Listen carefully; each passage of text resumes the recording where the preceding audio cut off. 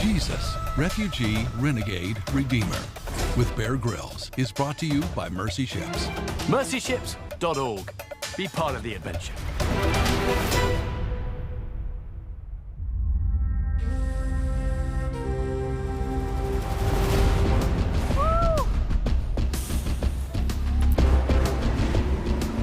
I'm Bear Grylls, and I've been to the highest point on the planet, and I'm now here at the Dead Sea, at the lowest point in the entire world. Get ready for the ultimate adventure.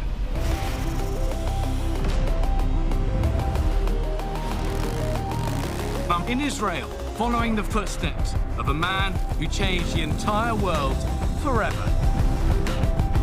The Refugee, the Renegade, and the Redeemer, Jesus of Nazareth.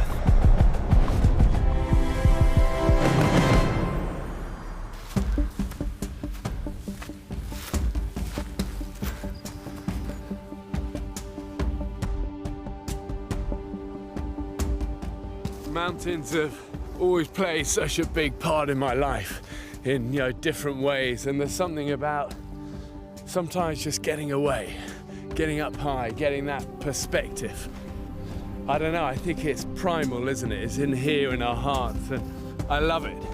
But from here, you can see the whole of the Galilee region, and it's spectacular. You got Nazareth, and then beyond that, the Judean desert, and eventually down to Jerusalem. And this is where Jesus spent so much of his time in this region, drawing people to him, and what he did and what he said and how he interacted with people and how he made people feel was about to set the world ablaze. Pretty committing takeoff down there, straight off the edge, but this is top of the mountain. Okay, get the parachute laid out, harness on.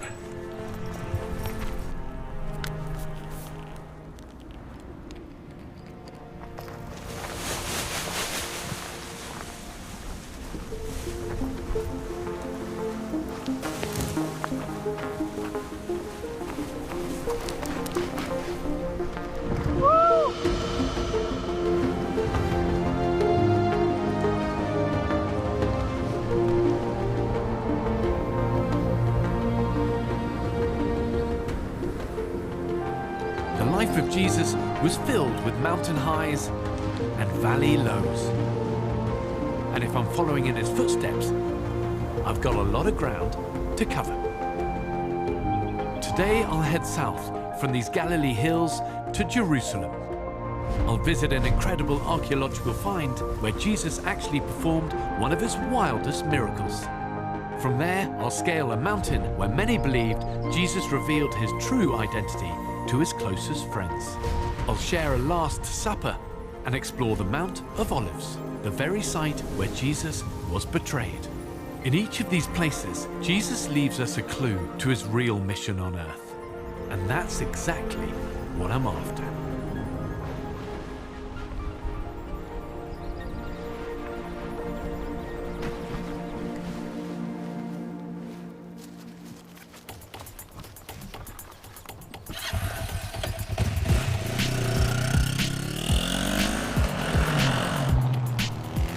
It's about 80 miles or 130 kilometers from Galilee to Jerusalem. This would have been a week-long journey for Jesus and his friends. But on a modern chariot like mine, it only takes a few short hours. I've always dreamt of coming here. This sacred city is over 5,000 years old and still thriving today. I'm told Jerusalem actually means City of Peace. And yet its entire history is filled with brutal conflict. This is where the Jesus story reaches its dramatic climax, and where the purpose of his renegade mission is finally revealed.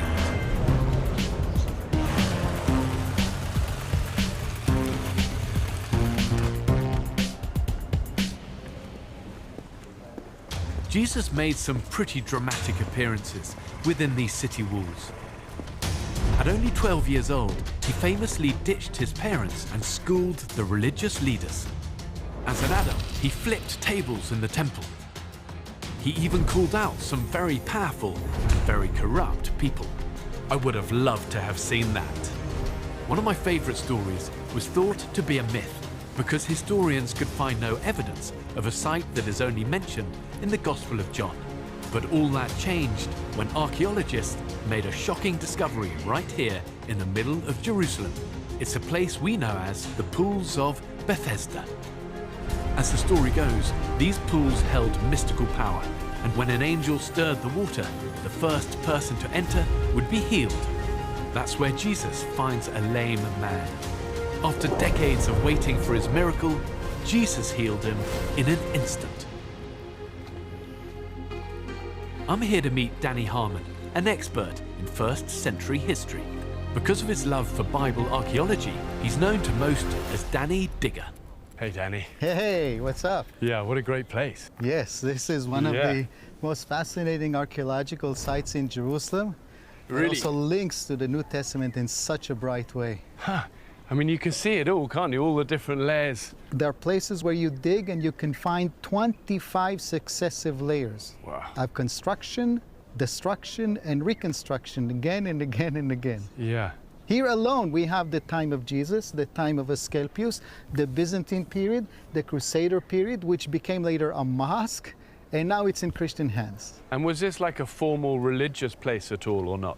Yes, first of all, in the days of Jesus, it was related to sacrificial activity and purification. In pagan times, we are standing right now in an area that in late Roman pagan times was associated with pagan healing. They worshipped here Asclepius, the pagan god of healing. At the time of Jesus, Rome ruled the world. You can still see the evidence in places like England, Turkey, Spain, even here in Israel. And wherever the Romans went, they brought their gods with them. 2,000 years ago, this site was dedicated to Asclepius, son of Apollo, the god of health and healing, which makes this a wild place for Jesus to show up.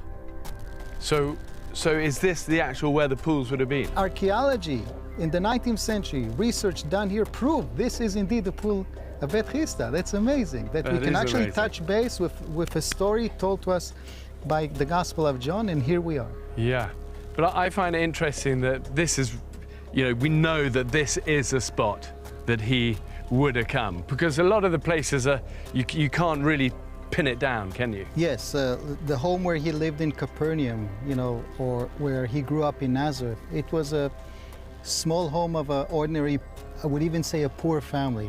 Yeah. Archaeology is good in finding temples, synagogues, public places like these pools, but it doesn't reflect well or doesn't identify well the ordinary homes of the ordinary people. And what would happen at these pools? So just 100 meters away from us is a gate of the old city of today. And the text tells us the pool was next to the sheep gate and it had 5 colonnades. And archaeology proved that there is a big complex of 2 pools which could have 4 colonnades on the perimeter and a 5th one in the middle. This was a place where both the sheep were brought into the city to be washed before used for animal sacrifice in the temple, and also the humans came here to immerse their body to purify before going up to the temple. Yeah. This was actually a giant mikveh. Do you know what's a mikveh? No.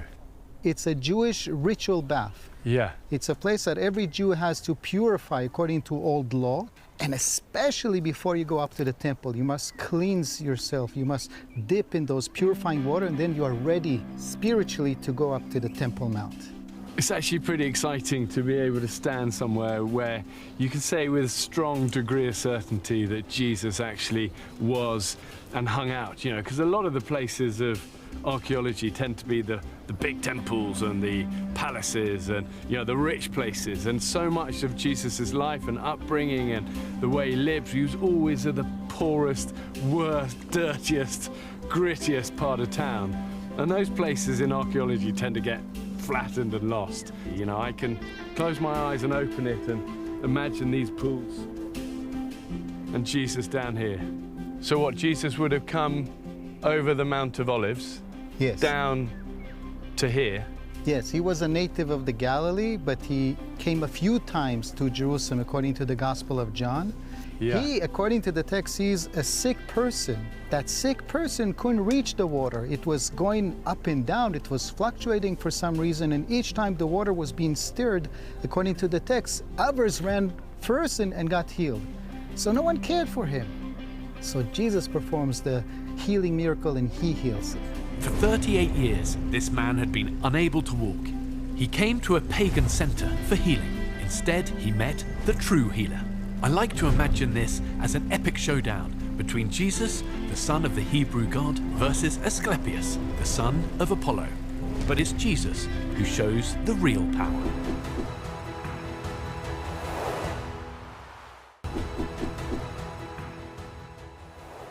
You know, you've got this place brimming with hundreds of people, and then suddenly the paralyzed guy who hasn't walked for years. This is one of the places where the miracle was probably very public. Yeah. A lot of people probably witnessed this. Yeah. It also happened on the Sabbath. He's constantly arguing with the Pharisees and others about the Sabbath. The Sabbath should be a day of rest. But Judaism, in his claim, are taking it to a distorted interpretation where nothing is allowed. And Jesus is saying, this is not what God wants. Of course you can heal on the Sabbath. Love doesn't take a day off, I suppose. Yeah, that's quite a radical message coming in that time. Yeah, it's interesting that he goes to the places of mercy, healing, regular people, washing, cleansing. He's not going to the kings and the temples. Jesus is a social rebel and a miracle maker. Jesus goes to the paralytic, to the leper, to the prostitutes, to the taxmen. Everyone hated the people collecting tax, and even he would address them, okay? And his repeated message is, I come to help the sick, the needed. And this is one of the great places where it demonstrates that. One of the things Jesus says was that the first will be last and the last will be first. And this healing is another example of Jesus kind of living out what he spoke about. I like that. It's just like, this is a renegade in him, turning everything on its head. And it's like his ministry's starting to get bigger. You know, it's not just in small towns now. It's come to the center of what was essentially the center of the world, Jerusalem. You can sense this energy around him in his life, beginning to build now.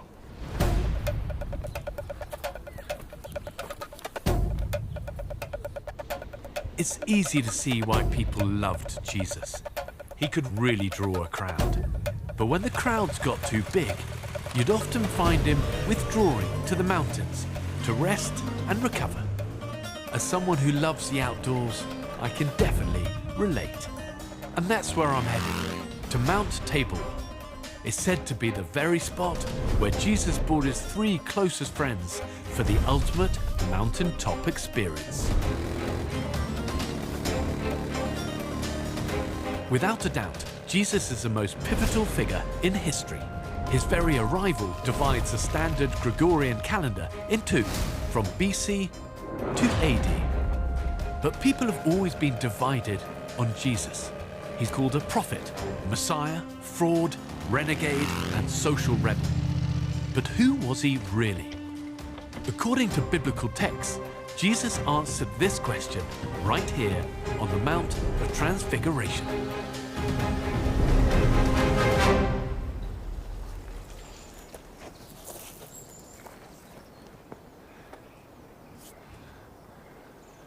That's where we're heading.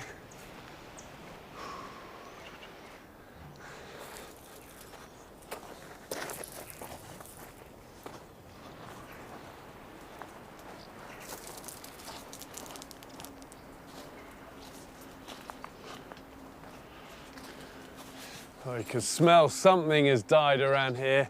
Definitely smell a rotting carcass. Oh yeah, look. Dead sheep. Wow. And this really smells. And that smell in terms of survival is telling me there's nothing really I can eat on this. If I try and tuck into any of this, look, it's all like putrefying. It's just gonna make me sick. And then in the wild, you get diarrhea, you start vomiting, you dehydrate more. So you've got to be careful of food sources you get. But even at this stage, this is done. And the lone sheep is always going to be vulnerable. You've got to remember out here, you've got jackals, you've got lynxes, you've got wolves. It's why the sheep depend so much on their shepherd. The shepherd's job, keep them safe. And this one definitely wasn't safe on its own. Yeah, this sheep doesn't look like it's died of old age. It's been taken. You can see that the animal's gone in here. Whatever's taken has gone in here. Taken a lot of the soft organs, liver, as much blood as it can, and then left the rest of it. Let's take some of the leg as well and the haunch here. Always vulnerable to predators, especially when you're on your own.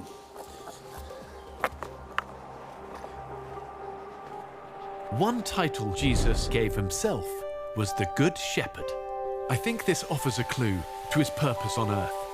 Jesus sought out the lost lambs of the world, the unloved, the forgotten, the sick, the needy, the rebels, and the prodigals. And like a good shepherd, he'd do anything to bring them safely back into the fold, away from predators and away from death, even if it cost him his life. Hey, Chris. Hey, nice. Christine Kane is an author, speaker, and activist dedicated to ending modern-day slavery. Her inspiration is the Jesus story, and she has some incredible insight on this Mount of Transfiguration. Mountains were such a big part of so many of the great Bible stories. Well, absolutely. You know, like Moses got the 10 Commandments up on the mountain, and Elijah had experiences on the mountains, and Abraham was on a mountain. I mean, it's all the way through the Bible, yeah. So what is Transfiguration? Explain that one. Okay, it is one of the most spectacular miracles in the Bible. Really, really important, because what had happened up until this point, you know, a lot of the religious leaders are trying to make Jesus say, well, who are you really? And trying to make, really call him out. Jesus is not playing the game, you know, he's not playing any religious game. So he then brings his 3 closest friends. So you've got Peter, James, and John. They're coming up to a mountain. So just think about this. They've been up on mountains with Jesus. I mean, he's fed the 5,000 on mountains. Stuff has happened, but nothing like this, because when they got to the top there, Jesus, everything begins to change. Suddenly his face, the Bible says, becomes like the sun, as bright as the sun. His clothes are so bright, like magnificently bright. Well, it's almost like a shock of, you know, I mean, you would be pretty freaked out. Well, yes, you'd be wondering. You've arrived here at the top of the mountain and suddenly you're seeing like heaven open and Jesus sort of suddenly shining like the sun, as you say. And then 2 Old Testament figures appear. So you're on a mountain. I mean, they're freaking out right at this point, because you've got Moses, who represents the law. He was given the 10 Commandments. And then you've got Elijah, who represents one of the most influential prophets. And so there's a lot going on this mountain. Jesus' friends had to be freaking out. As they hike up this mountain, it's like the veil between here and eternity is ripped open. Jesus is revealed as more than just a man. His face shines. His clothes radiate with light. That's when 2 legendary Old Testament heroes show up. Moses, the guy who delivered the 10 Commandments, and Elijah, the prophet who called fire down from heaven. And here they were, talking with Jesus. But there's more. Suddenly a cloud appears all around them, and a voice booms from the heavens.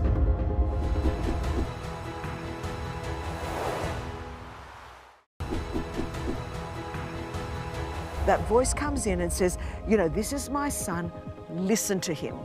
This is where everything shifts, because at that moment, God the Father is saying, my son is above the law. Listen to his voice above the law.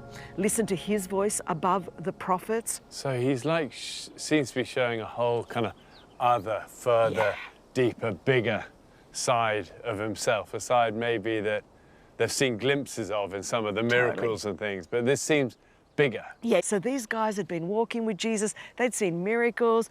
They had seen the dead raised, lepers healed. They had seen so many miracles, but everyone was still wondering, who really is this guy? Like, is he just a good prophet?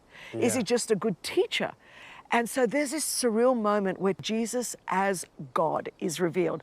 I also find it interesting who Jesus brings up here, because if, as you say, you're going to show a glimpse of heaven, outside of time and have, you know, Moses and Elijah there, you kind of think maybe you want everyone to see it, but he only seems to bring his closest, not just all the disciples, but his closest disciples. Not everyone was ready for this. Like people, they love the miracles. They love the teaching. They like, man, this guy's a great rabbi, a great teacher.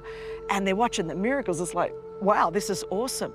But they weren't really ready to understand Jesus as God. I mean, that takes time. And even for, you know, Peter and who's there, John and James, yeah. You know, who'd seen so much, even they is like blows their mind. This is not anything that is normal or natural.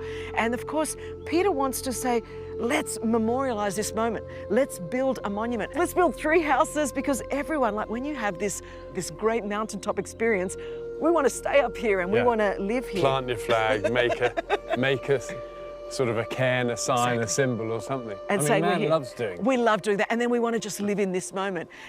But that's not where they're going to live. So then they turned around and went back down the mountain. That must have been a trip as well, walking back down thinking, did that just happen? Exactly. That's what I think, is they would be wondering, did we really see it? Because they were told, don't tell anyone.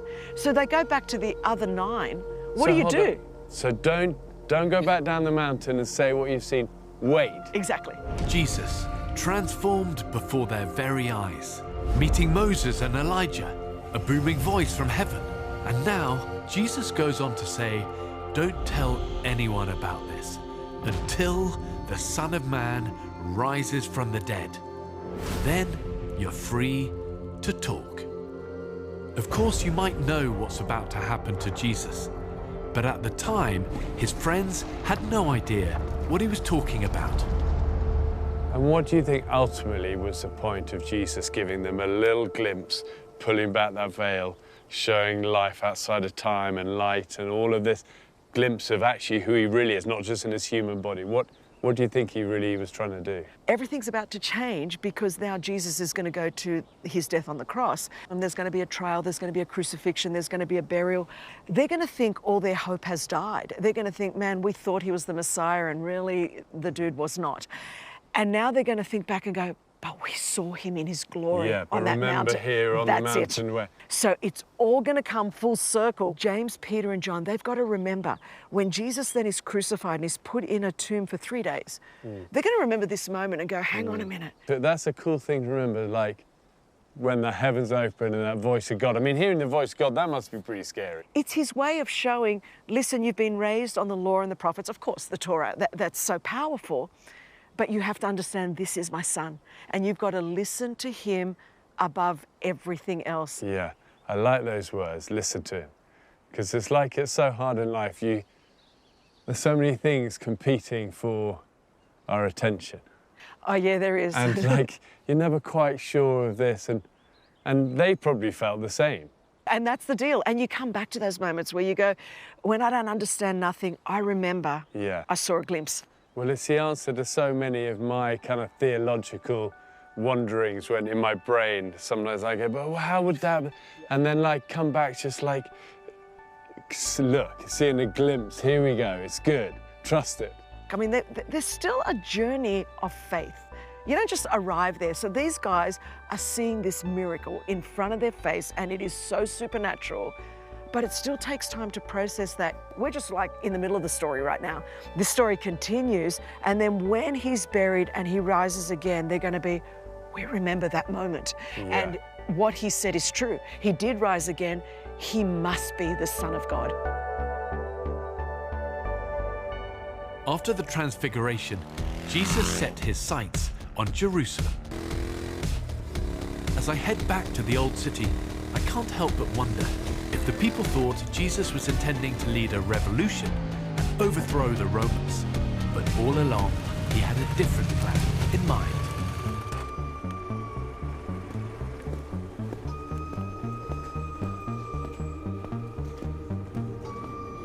It was Passover, the biggest religious festival of the year. The Jews were celebrating freedom from slavery. Of course, the Romans didn't like anything that smacked of Jewish independence. So at the same time, the Roman governor, Pontius Pilate, entered the city with a huge military parade and giant war horses, an attempt to keep the Jews in their place. And that's when Jesus shows up, riding on the back of a little donkey. An absolute renegade move. The people went wild. They shouted, "Hosanna," which means "deliver us." Jesus was welcomed into Jerusalem as a conquering king, the Messiah who would finally set them free from Rome, once and for all. One of the first things Jesus does when he arrives in Jerusalem is go to the main temple, and he just goes a bit crazy. He starts turning over the tables of all the money lenders, saying they're ruining this place of prayer. Everything just gets more intense. You know, he starts healing the sick, restoring the sight of the blind, the lame, the cripples. You know, his teaching. The crowds get bigger, everything gets bolder. He starts calling out the religious elites and the hypocrites. He starts feasting with the outcasts and the renegades. He is a true maverick in this place, but there's a sense that it's all building to this one crescendo. And all the while, the dark underbelly of the ruling elite start plotting against Jesus. I'm making my way through the old city to a rooftop near the actual site where Jesus shared a Passover meal with his friends.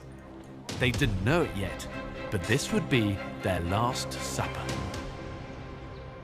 Samuel Smadger has celebrated many Passovers, and now I'm hoping he can tell me more about this pivotal moment in the Jesus story. So Jerusalem is where Jesus came for this Last Supper, For this Last final Supper. Passover supper. Who would it have been with? First of all, he came with his disciple. Do you always get the feeling that it was very formal and you see those old paintings of it? But I get the feeling that actually this meal And would have been imagine, very different. yeah, it was the most joyful meal of the year. And traditionally it was celebrating what? What does the Passover mean? The Exodus of Egypt. So what was that about? The people of Israel were 400 years as slaves in Egypt. So the Passover was what? When the Israelites got free from slavery? Exactly. God commanded the people of Israel that every year to bring a sacrifice to remember what God did to the people of Israel in Egypt. And that sacrifice is called the Passover. Passover is Pesach, which is the angel of death is Passovering those people who takes the blood of the lamb, put it on their doorpost, and he pass over their house. To understand the Last Supper, we have to rewind time about 1,000 years before Jesus to one of the most epic stories in the Bible.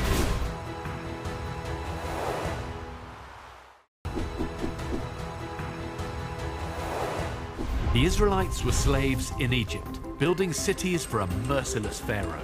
And then Moses shows up, telling Pharaoh, "Let my people go." Pharaoh refused, and each time God sent a terrible plague upon Egypt, until at last an angel of death claimed the life of every firstborn male child.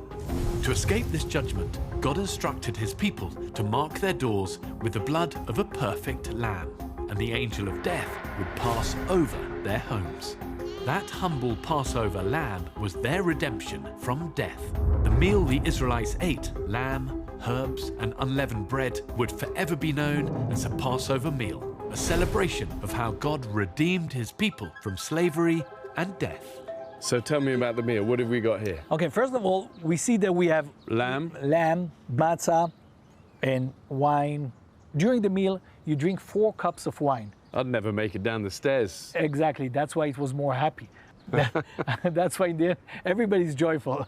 Yeah. Drinking is a big part of the Passover. What are these? We got locusts here. Do you think it would have had locusts? I don't know, but I'll let you John the eat them. Baptist was locust. Yeah, exactly. By the way, it's You know, kosher. John the Baptist is definitely one of my heroes. Yeah, in life. really? Yeah. Yeah. He was the ultimate survivor. No, he was the ultimate survivor, and he was daring to talk the truth. Wow. We have also the bitter herbs, who symbolize the bitter time that the people of Israel had For the 400 years of slavery. of slavery. And the most important, the lamb, which symbolize the sacrifice. This whole table has to do with one thing, the perfect sacrifice brought here on the altar here in Jerusalem 2,000 years ago. Every dish here is filled with meaning. The sweet haricet is a paste made from fruit and nuts. It represents the mortar that the Israelites used to build Pharaoh's cities. Karpas is part of the ritual where you dip a herb into salt water, which stands for the tears of suffering. The roasted lamb recalls the sacrifice of that first Passover animal. The wine represents God's redemption from slavery. The matzah is unleavened bread, reminding us the Israelites had no time to let the dough rise. They had to eat the flat bread on the run. And then, at the Last Supper, Jesus brings new meaning to these sacred symbols. He called himself the bread of life, his body stripped and broken, and the wine was his blood, poured out to redeem mankind. The Last Supper, you got this very symbolic lamb, this sacrificial lamb that's obviously such a huge part of Jewish culture and the Passover. But I see it also in Jesus' life. It started off with these shepherds, didn't it, when we were hearing their stories and their life. And, almost feels like full circle. Now he's talking about his body and this wine being his blood that's going to be given for all of those friends and disciples round that table with him. And it's almost like it's no accident. It's like the perfect story being crafted. Jesus every step fulfilling all these prophecies and laws, and it's like the boxes are getting ticked more and more as we approach the end. And we know in the Last Supper, Yeshua took the bread and he said, "This is my body that was broken unto you." Then he takes the cup and it says the wine symbolized the blood, my blood. Do you think they understood that? No, because I don't think. It was almost like he kept trying to tell them, "We're going to Jerusalem, and I'm gonna die there." And they were expecting a Messiah, the king, but the whole ceremony started with him washing their feet. Did you see any king in the world washing the feet of his servants? You've got to remember, Jesus and the disciples had done this many times. They'd done it before. They'd come to Jerusalem for the Passover. They'd probably done it twice, at least twice before. And this thing of coming together and having this lamb and this feast and this festival and this celebration of the Jewish people being freed out of slavery. But this one was different, and it's like Jesus keeps hinting at it, keeps saying, we're going to go to Jerusalem, but I'm going to be betrayed and killed. And it's like nobody kind of gets it. What's he talking about here? I get this kind of sense that, Jesus and his friends, these rough fishermen, as you talk about, have traveled up here and they're tired and they reach it and they want to celebrate this Jewish Passover. And they're hungry and the food's on the table and it looks so delicious like this. And they're about to dive in. And then he does this mic drop moment of saying, one of you here is going to dip this. And then suddenly... And he's going to betray me. Yeah. Judah realized that Yeshua knows. Instead of coming and repenting, he chose to stick to his plan, but he cannot celebrate. So what does he do? He get up and he leaves. Now all the disciples knows that he's the one. Judas. He was one of Jesus' closest friends. He had witnessed some miracles, and now he betrayed him. To most people, Jesus was a hero, maybe even a Messiah that they'd been waiting for. But to the ruling elite, Jesus was a threat. And that's what Judas was banking on. In a secret bargain with the Jewish chief priests, Judas agreed to hand over Jesus for just 30 silver coins. Judas knows the game is up and gets up and leaves, and this Last Supper ends, and then it gets dark, hard, and terrifying. It's hard to imagine a bigger plot twist. Only days ago, crowds of people had welcomed Jesus into Jerusalem as their Messiah, their conquering king. And then, during their Last Supper together, Judas suddenly left. He'd gone to betray Jesus.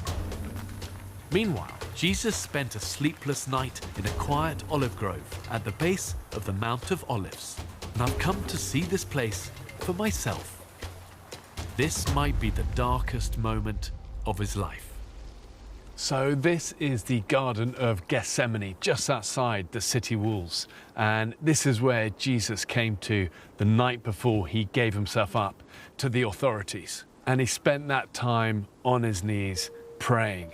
Jesus had to make the hardest decision of his life, whether he would fulfill his destiny and do, as he said, lay down his life for all of humankind, or would he walk away from the pain and the torture and the humiliation? They actually say that blood oozed out of his sweat gland. The fear was so great, he bled fear. Never had so much rested on the shoulders of one man. It's not hard to picture the scene. For 2,000 years, this moment has been captured in virtually every art form. Jesus kneeling in the Garden of Gethsemane, begging God to spare him from the terrors of the cross. Nearby, Peter, James and John have fallen asleep. It's like they still couldn't grasp what was about to happen. This had to be the lowest point for Jesus, and for me, the most relatable.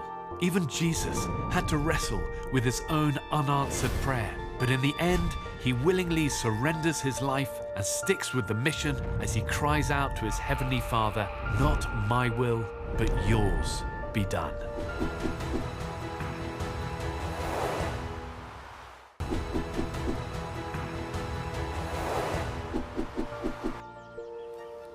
Suriel Bar David is a trusted guide and biblical expert. When I first met him, we explored the early events in Jesus' life. Now I'm learning about Jesus' final days.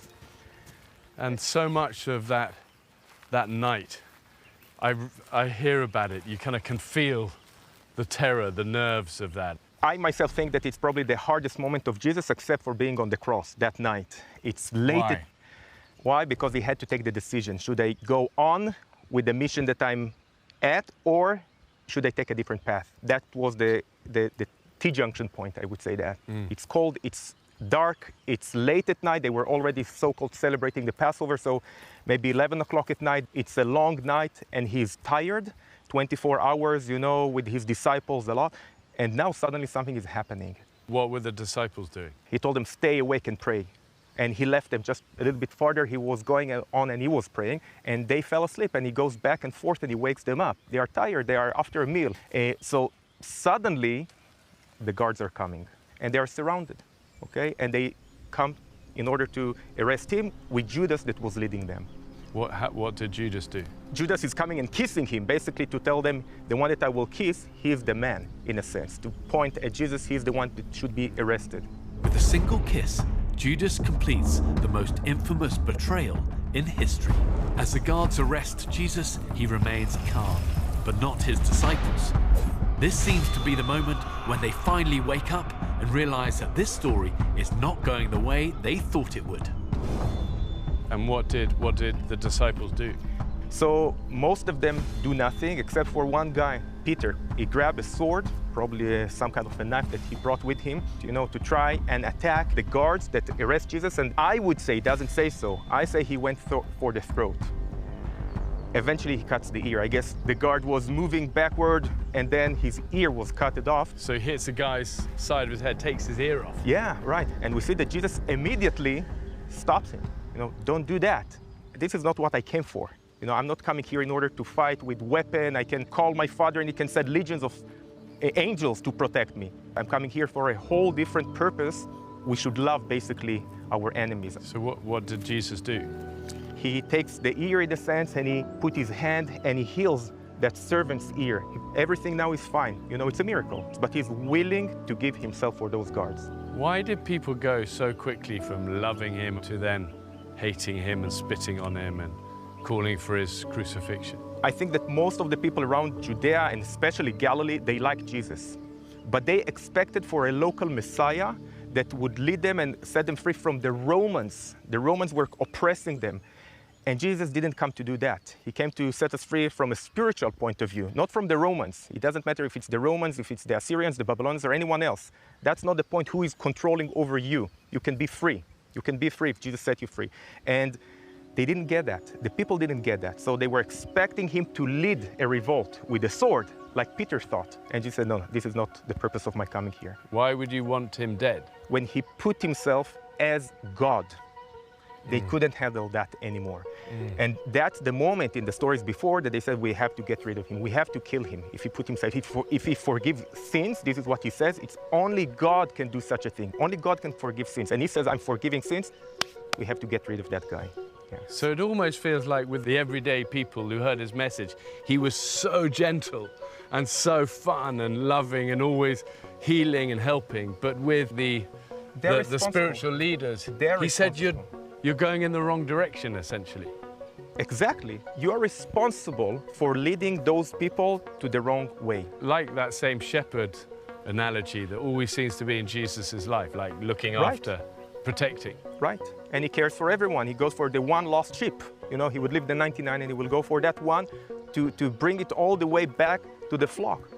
He always goes for the person you think is lost and no hope and outside and rejected. And the one that maybe we normally wouldn't even see. He would always see them. So when Jesus is saying to Peter no and healing that ear and saying no, what is he saying? My way is a different way. Yeah, it's a completely different way. I came to bring forgiveness and love. So after he restores the guard's ear, he's being arrested. Then he's arrested, and what do the disciples do? They all run away. And two of them, John and Peter, they are the only ones that are mentioned that still follow Jesus. They follow the guards that arrest Jesus, and they take him all the way to the high priest's house, to Caiaphas' house, and they follow him. And they even go all the way inside to the open courtyard there of that villa to see what's happening with Jesus. For me, it's the bit I never think about in that story, you know, just the raw terror of like, it begins. Jesus came here to this world, to a world that doesn't necessarily love him. And we see that people were around him, arresting him, cursing him, spitting on him, beating him, humiliating him, all those kind of things. What does he say on the cross? Forgive them. So his whole attitude is completely different that you would expect from any, I would say maybe historical character that came to this world to lead some kind of change, revolution, whatever you want to call it. The bit I feel in here is like this feels raw courage, from sweating blood to going that way. It's like, what do they say? Courage isn't not being scared. Courage is feeling it deep in your bones, but still doing it. Yeah, willing to, in a sense. What's also clear to me is that nobody had forced Jesus into this situation, somehow like forced him into a corner. It feels like he is here of his own choice, his decision, on his terms. And remember that time after time, Jesus had told his disciples what was going to happen, where they were going, what lay ahead. But it's almost like the disciples never really understood it.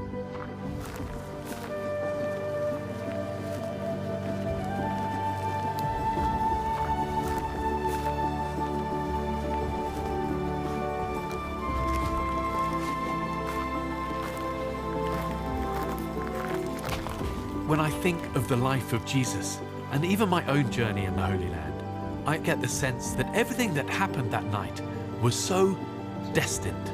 Just take a look back. Before the Last Supper and the Mount of Transfiguration, before walking on water and the baptisms in the Jordan River, a baby was born in Bethlehem. This rural town was known for sheep. Lowly, simple sheep. But Bethlehem lambs were special. The finest amongst them were destined for Jerusalem, for the most important festival of the year, Passover. You see, only a perfect lamb, born in Bethlehem, could be sacrificed for the people's redemption.